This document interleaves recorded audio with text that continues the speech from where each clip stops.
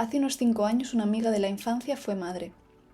Recuerdo perfectamente cómo ella, que siempre se había puesto a sí misma en situaciones de cierto riesgo, tanto de niña como de joven, regañaba a su hija pequeña de 3 años por querer soltarse de su mano y corretear por una zona embarrada. «¡Te puedes caer, es muy resbaladizo!», le gritaba con un tono bastante áspero. Nosotros, amigos suyos de la infancia, lo observábamos silenciosos sentados frente al río. Luego, al rato, ella se echaba a llorar diciéndonos: «Soy muy exigente con la niña, le riño demasiado, y ya tengo miedo de cuando vaya al colegio y los profesores puedan regañarla y eso la hiera». Entonces todos nosotros la consolábamos con palabras que ya habíamos oído en boca de algún adulto: «No te adelantes a tanta desgracia», y con otras tantas palabras vacías que en realidad no sabíamos en qué medida eran ciertas o no: «Tranquila, lo estás haciendo muy bien». En realidad, ¿qué podíamos saber nosotros de su angustia de madre? ¿Qué podíamos entender del miedo de nuestra amiga, que hacía 20 años habíamos visto literalmente embarrada hasta las cejas, a que su hija metiese un pie en el fango por la posibilidad de un resbalón?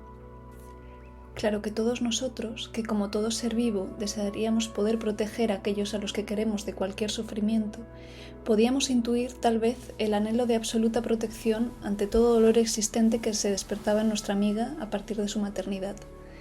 El extenso libro de Elena Soriano, titulado Testimonio materno y publicado en 1986, no tiene ninguna pretensión de ser un tratado de cómo afrontar el dolor que genera la incapacidad de salvar al propio hijo, y sin embargo sí que recoge ciertas claves en ese sentido.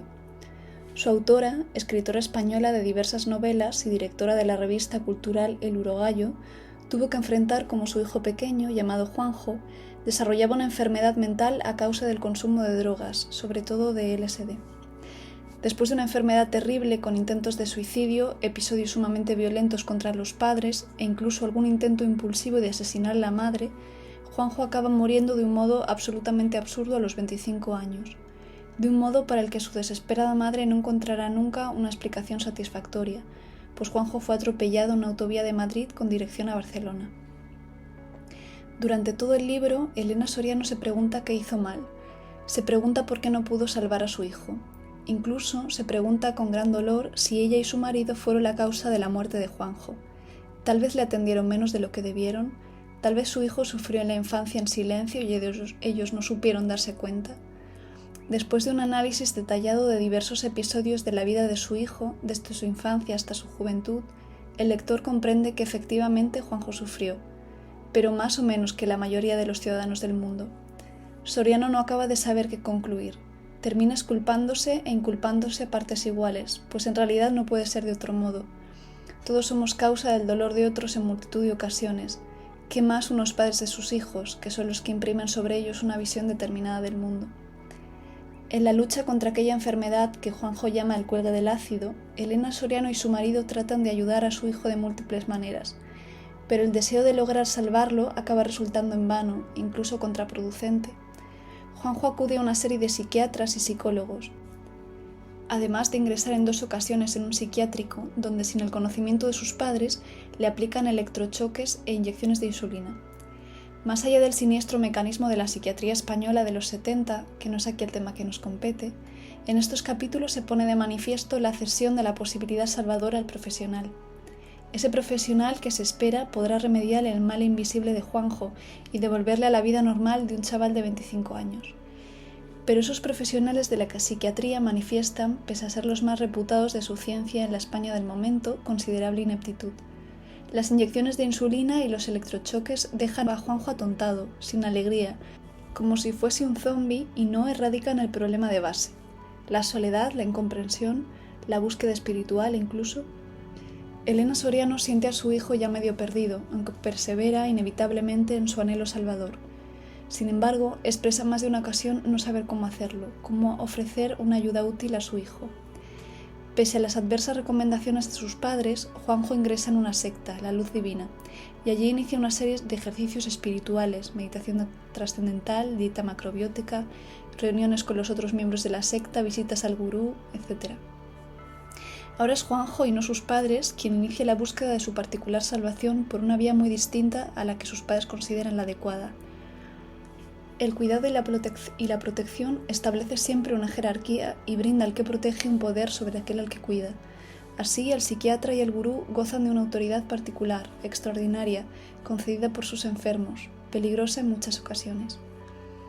En la novela Los niños, de la autora colombiana Carolina Sanín, que se publicó en el año 2014, el deseo de proteger y salvar a Fidel, el niño que la protagonista ve un día ante la ventana de su casa, solo y escasamente vestido pese al frío del anochecer, va creciendo poco a poco en Laura, la protagonista. Ella, que en un principio lo deja en un centro de menores y no parece querer ocuparse del niño, va viendo cómo se despierta en ella ese deseo de proteger y también de poseer al pequeño. Primero quiere saber qué ha sido del niño, saber si está bien. Para ello inicia todo un extraño y desconcertante proceso de búsqueda de Fidel que dura varios meses. Las instituciones públicas, donde trata de encontrar el paradero del niño, son un absoluto caos. Las respuestas que le dan a sus peticiones parecen una broma siniestra. Pero finalmente Laura logra encontrar a Fidel y muy pronto descubre que hay una mujer que está interesada en adoptarlo y que tiene un huerto muy grande con animales. Laura se siente amenazada por esa mujer e insiste en que se le permita pasar ratos con el niño. A Laura le desagrada la idea de que Fidel pueda querer quedarse con esa mujer o de que se sintiese más feliz con ella. Y es por ello que le compra multitud de cosas, lo colma de objetos que lo arropan del frío, comida que le gusta, el libro de Platero y yo, que a ella le leían de niña. La novela de Sanín produce una cierta extrañeza, en la que ficción y realidad se entremezclan sin que sepa el lector dónde comienza lo imaginario y dónde lo real.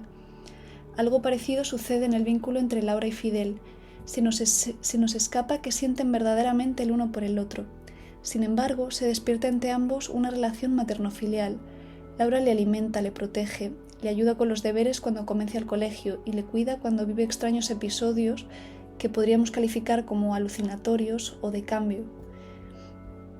Laura parece vivir una existencia sumamente solitaria y triste. En la novela de Sanín no sabemos bien si es Laura quien salva al niño de la indigencia o si el niño viene a salvar a Laura de la soledad. Sin embargo, ambos, cuyo pasado probablemente trágico no se nos cuenta, se unen en su abandono y separación del mundo y encuentran, tal vez, algo de afecto y protección junto al otro. Frente a esta relación un tanto fría y extraña que se da entre Laura y Fidel, pues apenas se nos describen interacciones físicas de afecto, encontramos los cuadros de la pintora estadounidense Mary Cassatt. Sus cuadros acerca de la maternidad reflejan siempre ese mundo del cuidado materno y de la protección dulce y afectuosa. Retratan un mundo de amor que nos resulta perfecto, acogedor, entrañable, sin posible fisura. Ejemplo de ello es la pintura Joven Madre, conservada hoy en The Art Institute of Chicago. El cuadro, pintado por Cassatt en 1906, muestra una mujer vestida con un vestido rosa y blanco que, aun siendo hogareño, resulta elegante y bello. La mujer tiene el pelo recogido, perfectamente peinado, y sujeta entre sus brazos a un bebé al que amamanta. El pequeño parece un querubín, es rechonchito y de rostro sonrojado, y coge con su pequeña manita la barbilla de su madre mientras mama en un gesto de cariño. La madre lo mira mientras agarra a uno de sus pequeños piececitos con una mano. Así, más allá de que la madre y el hijo permanecen unidos por el amamantamiento, también lo están por la intención de ambos, que se torna manifiesta en la mirada protectora de la madre y en los gestos de sus manos, que se buscan entre sí. Detrás de ellos luce una planta frondosa y verde en una maceta, justo a la altura de la cabeza de la madre. Esa capacidad materna de sostener, nutrir y proteger se ha asociado desde tiempos pretéritos a la naturaleza, sostenedora de la vida en la tierra. En general, reina en la pintura de Mary Cassatt un cuidado maternal dulce y protector, y solo en algunas de sus obras se atisba el rostro de las madres algún gesto de melancolía. Tal es el caso de la obra Desayuno en la cama, pintado por Cassatt en 1897. Esa mujer que recibe el desayuno en la cama y que permanece tumbada mientras una niña reposa junto a ella erguida, si acaso está enferma. Es por eso que la mujer mira a la niña con un deje de melancolía, como si se preparase para despedirse de esa carita graciosa de rizos rubios. Si muere, ¿quién la cuidará? Igualmente, la pintura de Madre e hija de 1900 muestra a una niña desnuda abrazada al cuello de su madre, buscando en ella consuelo y protección. Mientras, la madre, aunque agarra a la niña con afecto, mira hacia el suelo y parece estar abstraída de tan tierno abrazo. Parece pensar en alguna otra cosa, imbuida de algún pensamiento triste. No obstante, Mary Cassatt tiende a retratar madres nutricias que amamantan a sus hijas e hijos madres cuidadoras, fecundas, que derrochan dulzura y afecto y que en ese sentido son salvadoras, pues otorgan a sus pequeños un consuelo indudable ante el mundo que, con el tiempo, se le revelará no tan bueno y no tan protector. Ejemplo contrario es el caso que retrata la tragedia clásica de Medea, quien asesinó a sus hijos para cobrarse una brutal venganza contra su esposo Jasón. Hace 3 años, en la Escuela Teatral del Estudio Dramático, se montó esta obra con los 4 actores, más uno añadido, y los 2 directores que en aquel curso 2022 finalizaban su formación en la escuela, Miki Garófalo y Carlos Soler. En Medea, la madre que ha de proteger y cuidar a sus hijos es su asesina. La madre que debe acunar, limpiar, lavar, nutrir y amamantar, tal y como muestran los cuadros de Mary Cassatt, se torna en la destructora de sus criaturas. La madre que debe proteger a su hijo de todo mal hasta desfallecer, tal y como hace Elena Soriano, pone por delante sus propios intereses y su propia vida ante la de sus hijos. Y la madre que palia su soledad con la presencia del niño y encuentra en él un medio de proyección hacia el futuro, tal y como hace Laura con Fidel, aniquila en esta historia su propia descendencia y se proclama libre de toda atadura anterior. Claro que una madre debe hacer algo de todo eso. Entre los animales esta pregunta no tiene sentido. Tan solo parece fructificar en el confuso mundo humano. Los animales no tienen por qué cuidar de su cría, ¿quién les obliga? Pero lo hacen porque lo desean. Algo misterioso les impulsa a proteger aquello que nace de sus entrañas y que viene a perpetuar la vida en el mundo. Un día que dejé por el salón de casa el libro de testimonio materno, mi madre, al verlo, me dijo: «Tu abuela leyó hace muchos años este mismo libro». Desde aquel momento, cada vez que leía las palabras de Elena Soriano y me enternecía de la sinceridad que desprendía su testimonio, pensaba el modo en el que mi abuela habría asistido, igual que yo, a la trágica historia de Juanjo y de su madre. ¿Por qué escogí el tema de la madre salvadora? Tal vez porque yo misma siento que puedo caer por los mismos abismos por los que podría desprenderse una madre que ansía salvar con obsesivo interés a su hijo de todo mal. La sobreprotección obsesiva, el excesivo control de una vida que nunca puede pertenecer a los padres, y la exagerada angustia por ver sufrir al propio hijo, siendo que la vida de cada ser parece a veces regida por algo un tanto misterioso, tal vez el destino del que hablan los griegos. Fue desde esa idea de la madre salvadora que escogí el libro de testimonio materno de la lista que la profesora Luz Souto nos proporcionó. El libro, sin saber bien por qué, me llamó. Claramente fue una llamada acertada, pues me permitió leer lo mismo que mi abuela había leído hace años. Mientras que la novela a los niños fue una recomendación de la profesora Souto, más bien tomada por la adecuación al tema que me interesaba. Curiosamente, los otros 2 materiales que me han servido para elaborar este pequeño ensayo también están íntimamente ligados a mi vida. Una de las pinturas de Mary Cassatt la he visto frecuentemente en casa, en una pequeña postal que mi madre tiene situada en un estante de libros, ante su mesa de trabajo. Siempre, ya desde niña, me pareció una imagen de una ternura consoladora. Por otro lado, el drama de Medea tiene importancia y significación para mí no solo porque se representase en mi escuela de teatro y uno de los directores fuese mi pareja, sino también porque mi madre nos ha contado a mis primos y a mí, en multitud de ocasiones, la historia de la Llorona, que no es tan distinta al mito griego.